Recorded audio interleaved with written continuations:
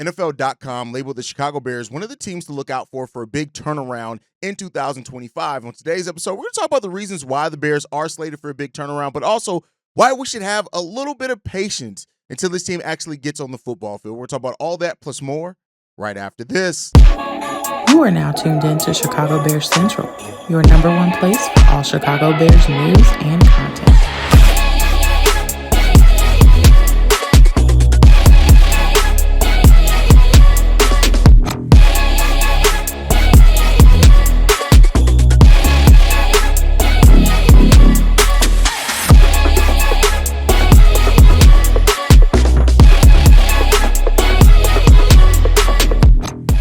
What's going on, Bears fans? Welcome to another episode of Chicago Bears Central, your number one spot for everything Chicago Bears related. I'm the host, Eric Hayes, but more importantly, you guys can follow the channel at Chi Bears Central on every social media platform we happen to be on. With that said, let's go and get into this content for today, y'all. NFL.com and Judy Batista labeled out 5 teams that are primed for big turnarounds in 2025. Of those teams, the Bears were listed as number 1, with the New England Patriots, the Cincinnati Bengals, the Las Vegas Raiders, and the Cleveland Browns rounding out the top 5 there. Now, with that said, the Chicago Bears offseason has brought around a lot of excitement, not only for Bears fans, but even people starting to take notice around the league of what the Chicago Bears could do. Now, in this, they say this. The Bears were also on last year's list, almost entirely on the strength of expectations for number 1 overall pick Caleb Williams. But the reset for 2025 has been dramatic, headlined by hiring of Ben Johnson as a head coach, turbocharged during free agency with the overhaul of the interior of Chicago's offensive line. Williams was sacked 68 times last season. The Bears also signed defensive tackle Grady Jarrett and rising edge rusher Deo Odeyingbo to play opposite Montez Sweat. The NFC North is still a beast of a division, but shoring up the trenches, particularly the offensive line, should help Chicago get much more out of Williams and the offense. Now, here's the thing, right? I do love the fact that the Bears were on the list last year, and I think that points towards why things that happen on paper should not necessarily be taken as what's going to happen once the pads are on and in between the lines. Now, one could say that a big part of last year and the disappointment for that Bears team not living up to some of the preseason expectations were coaching, the offensive line, and, the fact that you had a rookie quarterback, Williams, that had to have tremendous growth, right? So I think that's a part in all of this, right? Now, the Bears have shored up some of that. Coaching, hopefully, is going to be in a much better place. With what you've spent, how you've revamped that coaching staff, it better well be a better overall coaching experience. The offensive line has definitely seen a glow up as well, so to say. But here's the thing, right?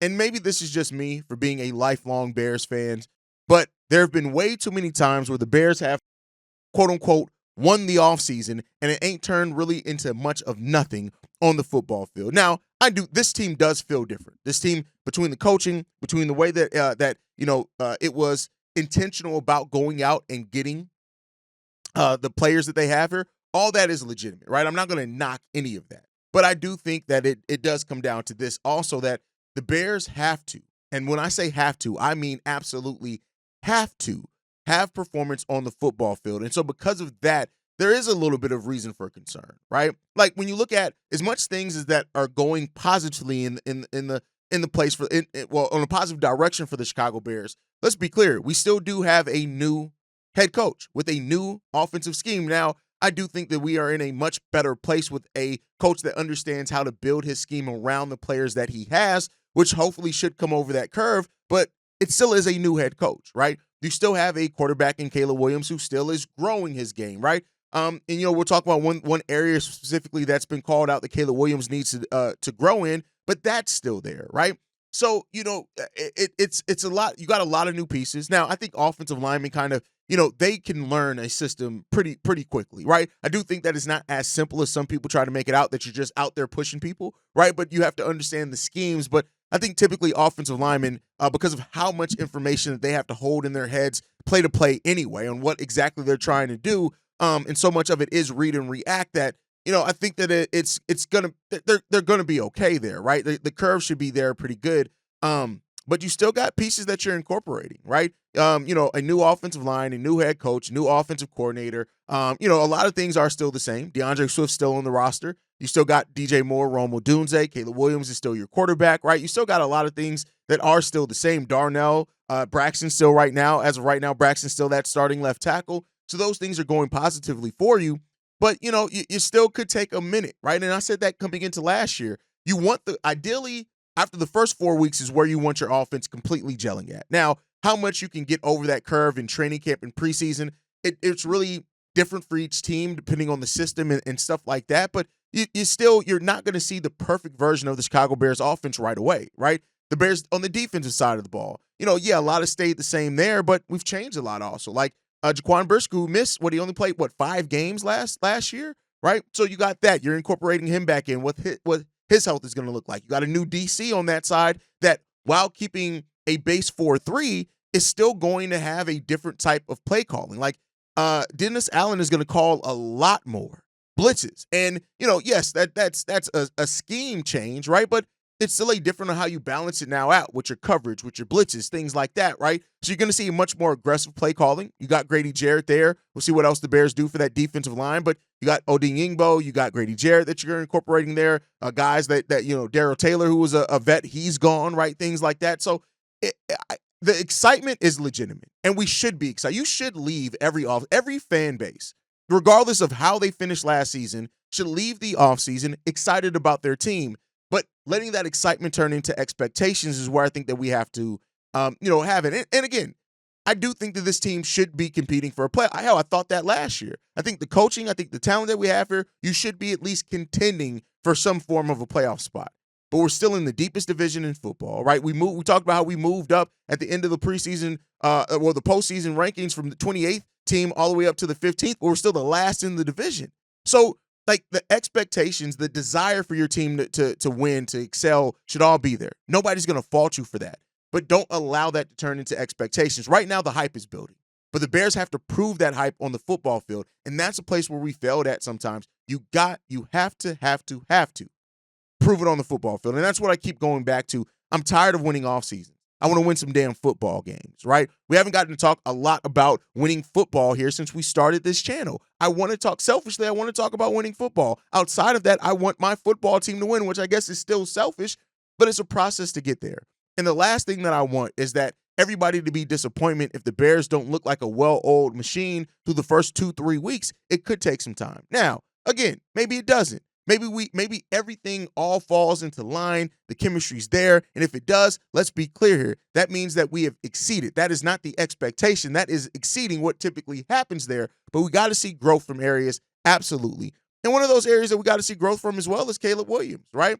Pro Football Focus, came up with a list of, quarterbacks that had at least 20 deep pass attempts, 20, which is categorized as 20 yards or more. And Caleb Williams ranked 33 out of 38 quarterbacks last season, right? Anthony Richardson, Daniel Jones, Spencer Rattler, Mac Jones, and Drew Lock had worse completion percentage on those passes than Caleb Williams. Right now, for reference in that, Pat Mahomes is only one spot ahead of Caleb Williams at 32 with a 29.6 completion percentage on 20 yards or more down the field. So there you go on that one, right? The Detroit Lions, Jared Goff, he called, where Ben Johnson called plays last year, finished 11th with 41% completion percentage on deep throws, right? So that's going to be an interesting thing of where Caleb can grow and excel at, especially with a more aggressive offensive play calling, probably a more dynamic offensive play calling as well. When you look at, we're going to ram more slants, we're going to do more things out on the edges, those type of things as well, right? Caleb Williams was also tied for third most of 75 attempts on 20 yards or more, but Goff only had 48, which was 22nd. So we'll see what the balance is there under Ben Johnson. Again, Ben Johnson's not bringing the Detroit system 1-for-1 over here to Chicago, but we'll see what happens with that one, right? I think especially with Jared Goff, you didn't need as many downfield attempts as well when you factor in how the Detroit Lions were able to run the ball effectively. So we'll see there, right? We'll see what happens. Overall, I think when it comes down to it, Caleb still has. And like I said before, like, just because we're not looking at the offensive line and thinking, boom, Caleb has nothing left to do now to grow as a quarterback. It was just the offensive line. No, he absolutely has things to grow as well. Caleb Williams led the NFL in what were considered bad throws per Pro Football Reference, right? Whatever it is, with 110, right? So, listen, when it comes down to it, like, Caleb, we know that Caleb Williams has to grow, right, as a quarterback, and that should be no. I get, and I told people this last year, that generational label does not circumvent a player that still is a rookie quarterback and is going to go through rookie quarterback growing pains, and he's going to have to learn it. And especially when you're on a team that had all the turmoil and everything going on with it than the Chicago Bears did. But and that's why me and Bobby talked about it. Caleb Williams has to grow as a quarterback. Now, Darius called in on the voicemail, great voicemail, and pointed out, well, how much of that growth is going to come via him trusting his offensive line more? And there is a synergistic relationship between that. Make no mistake about it. But you got to find that balance there. And if you can find that balance, that's where it can get special for you for Caleb Williams, right? So we're looking at Caleb's growth, but not to overlook that. The running game should see a lot of growth as well with an improved offensive line, and how that also helps Caleb Williams and the passing game be more versatile. We got to have a more versatile offense. We were too one-dimensional at times last year. You don't expect that to happen under Ben Johnson, but the Bears have to show it. Everything for me that you're going to hear me talk about on this platform, on these daily episodes, it just comes down to you have to prove it on the football field. All the preseason accolades, all the acclaim in the preseason for doing X, Y, Z, this move, that move, that's all great, but it don't mean shit if you're not winning on the football field. That has to be the most important thing, is winning on the football field. And the Bears have done a pretty good job at more than, I'm undercutting that some. They've done a really good job at how they've operated with trades and in free agency so far. The draft is the next big thing. And like I said, keep a lookout, because I really do think we are going to be in for some surprises when it comes down to what Ryan Poles is going to do in this NFL draft, man. I think it's going to be really fun to see, and I think it's going to be creative, which brings us to our next topic, right, which we have to talk about, and that's the Bears and what they can do and positions that they prioritize. Now, one of the positions that I've been talking about that not a lot of people have been talking about is safety. I do think safety is higher up on the priority list than what some people have initially talked about, but I think more people are coming around to that. But with that said, there have now been more comments on other positions that the Bears really do need to take a look at and to prioritize. Now, this one also comes out from Bears Goggles On that talks about this. Linebacker and safety could be sneaky positional targets for the Bears in the 2025 draft. And I agree, right? Of course, I agree about safety. I've talked about that. This looks like it originated from Adam Johns. He wrote it for The Athletic. I do think that both these things are bigger needs than what was initially thought coming into this offseason. The safety, it makes, I've talked about it ad nauseum, right? You look at, for example, Kevin Byard on the last year of his deal. Yes, he's played great for the Chicago Bears, make no mistake about it. But at the same time, he has 1 year left on his deal. Jaquan Brisker didn't play a lot last season, has had consistent concussion issues. You may have to start getting yourself ready and prepared for that, right? So because of that, I do think safety has to be in a higher regard for the Chicago Bears than initially thought. I just think that it has to be. Now, Jaquan could come back healthy. Great. You get another safety, you find your long-term defensive backfield mate to pair with Jaquan Brisker. Great, right? Jaquan Brisker isn't healthy. You may have to find a guy that can replace him. I'm sorry, I hate to say that, right? But it's the reality of the situation that the Bears find themselves in, man. This is the situation that the Bears are in, right? And then linebacker. I think not only because of the departure of Jack Sanborn in free agency, but also Tremaine Edmunds has not lived up to his contract. Like, he hasn't been as terrible as what some Bears fans try to make him out to be, which seems like a common thing. Like, Bears fans are either all in or all out, right? Hasn't been as terrible as what some people try to make it out to be. But let's be clear here. It hasn't been up to what we paid him to do either. Two things can be true at the same time. Tremaine Edmunds hasn't ascended, right? He hasn't turned into what you would look at as a Chicago Bears middle linebacker. So now, with Chris Paul Jr. and other players that are in there, it absolutely could be somebody like Tremaine Edmunds is on the board for needing to have, like, if he wants to avoid being a cap casualty next season for the Chicago Bears around this time or before this time, he has to have a great season. Now, I don't even know if that saves him, to be 100% honest with you. If the Bears draft a linebacker in this draft, which is a possibility and I do think does need to be a need, the writing could be on the wall and maybe should be on the wall for Tremaine Edmunds. You know, you look at what his production has been, right? And like I said, over 100 tackles, which is good, right? Make no mistake about it. 110 tackles last year. He played all 17 games, 6 of that being solo. He had 1 sack, 1 forced fumble. Solid production. I'm not trying to make it seem like He's terrible. He's god-awful. He's not the Nate Davis of linebackers, for example. But when you look at what the Bears are paying him, he's not living up to that either. And that's why I say two things can be true at the same time, and that's where Tremaine Edmunds and the overlap of that may put him in a situation where the Bears need to start finding a replacement, and they may need to do that anyway as they start gearing up towards extensions. Kyler Gordon, if Jaquan Brisker gets one, right? Those type of things.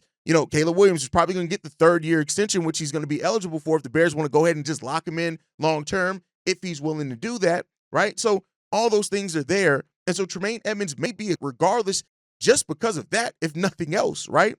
And so now you look at that with what's happening here, and the Bears got to make their tough decision. And I don't even know how tough it is. It's up to Tremaine Edmunds to make that a tough decision. But this is a year where I don't think that the Chicago Bears can overlook the safety and the linebacker position. And so while we're talking about edges and offensive linemen and running backs and all those things, what the Bears and how the Bears evaluate Tremaine Edmunds and the future that he has here, which I trust and believe. I believe that Dennis Allen is going to want to look and to see what Tremaine Edmunds can be, right? Under Dennis Allen, can he get more out of Tremaine Edmunds, who still, when it comes down to it, like he's 26 years old. Tremaine Edmunds is still not like an over-the-hill guy. He'll be 27 the majority of this season. But that upcoming $17 million cap hit in 2026, which where the Bears can get out of $15 million of that and have $2 million of it turn into a dead cap hit, the writing may be on the wall for that, right? And that's a decision that Ryan Poles has to make to find out what's the best place for the team to move on to, right? And so safety, linebacker, these are two sneaky positions that the Bears may prioritize at different places in the draft that, again, I wouldn't be too surprised about if the Bears did. Some people would be. I would not be. And I think that could be the right decision. Part of being a GM is staying ahead of the decisions, right? Meaning that, hey, next year is technically when that new middle linebacker or linebacker is the biggest need, right? Or could be a bigger need. But if you can address that in this draft and stave off it from turning into an absolute need to where you already have that transitional period, right? You have that linebacker that you drafted in 2025 that you got to see some from and is ready for a larger role in 2026, right? That is how GMs stay ahead of the game, right? And that's going to be an important part to see what the Bears do and how they evaluate Tremaine Edmunds here going forward. So, TJ Edwards been great, right? I have no qualms with TJ Edwards. Go ahead and give him an extension, give him a lifetime deal. I don't care about it. His mindset, his mentality, all that type of stuff, I love from him. So I don't have a problem with that at all, right? But I think overall, the Bears got some tough things that they need to decide on. Linebacker, safety being one of those, evaluating Jaquan, evaluating Tremaine Edmunds, and we'll see how they come out on the other side of that. But while they evaluate that, how they come up with that evaluation is a big thing as well, and we'll see, man. We shall see. But this is going to be a really, really big one here for the Chicago Bears, man. And we'll see what happens. I tell you what, I know some people have brought up Chris Paul Jr., Shamar James out of Florida is a guy that I have on my board. And by the way, my mock draft 2.0 is going to be probably either today or tomorrow. We'll see when we get that out. I'm going to maybe try to get it out tonight because I have a new favorite safety. Yeah, listen, I still love the safety that I loved before, but it's going to be a different mock. And I think the way that the free agency has gone has kind of changed some of my thought processes on that mock draft. But look out for it. My mock draft 2.0. I know it's later than everybody else's. It will be out soon. But guys, I mean, what more can be said? We are gearing up, and this has been one of the more fun off seasons to cover for the Chicago Bears because it's been the time where the Bears have seemed the most intentional about the way that they are going about their business. And that, for me, has been a revelation to see because we have not always had that for the Chicago Bears. We've not always seen that for this Bears team to go about things the way that they are. But again, like I said, and this is me talking to myself as much as anybody else, calm those expectations.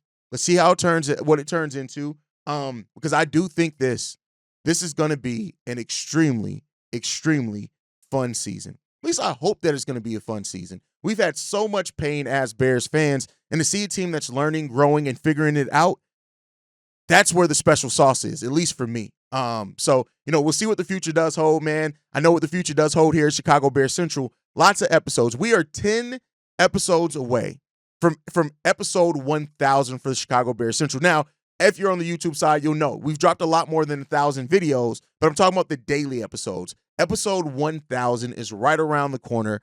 We did not start off as a daily show. That's why we're kind of a little bit behind episode 1000, but it's coming up for the Chicago Bears. We will be doing a giveaway, so stay in tune for that one. But that's my time. Make sure you guys are following us at Chi Bears Central. You can send us any feedback, questions, comments, concerns, chicagobearscentral@gmail.com. Lastly, if you want to leave a text message and our voicemail for the mailbag, the number to do so, 773-242-9336. We are the number one spot for everything Chicago Bears related, but that's thanks to you lovely and beautiful people. And like I like to end every episode on, Chi-Town up, but Bear down. Love you guys. Peace, y'all. This has been a presentation of the Break Media.